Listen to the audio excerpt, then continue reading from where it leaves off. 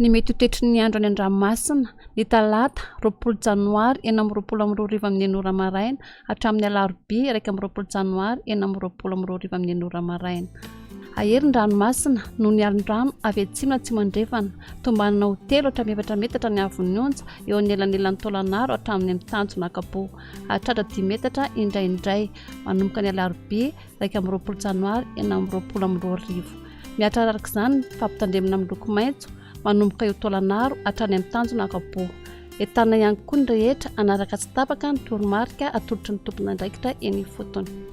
Ho an'ny morontsiraka atsinanana tanjony bombaomba hatrany amin'ny tanjona angotsy anorina tandrivon-drahona ny alina ho avy atsimo na tsy masinana ny rivotra ka ho 10 km isan'ora hahatratra 30 km isan'ora indraindray anonjabe ny ranomasina avon'ny onja 5 metatra. Tanjona angotsy hatrany manoro andrahona mahalana ho avy atsinana na tsy masinana ny rivotra amin'ny fiandohan'ny fepitaona ka ho 10 km isan'ora ho avy avaratra atsinana kosa manomboka ny tolakandro ka ho 30 km isan'ora anonjabe ny ranomasina avon'ny onja 5 metatra.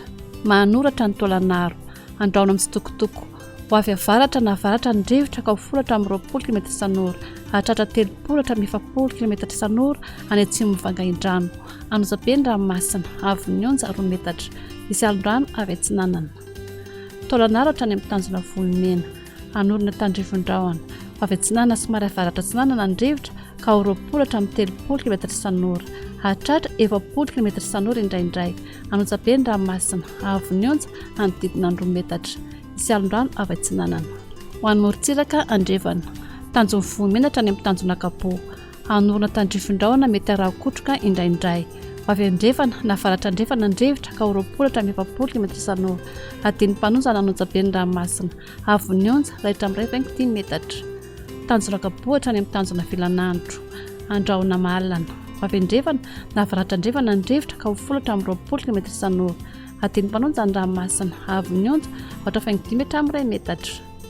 Tanjona filanandro hatrany analalava anorina tandrivon-drahona ny maraina ho avy andrefana na avaratra andrefana ny rivotra ka ho 10 km isan'ora adiny mpanonjana ny ranomasina avon'ny onja 10 metatra.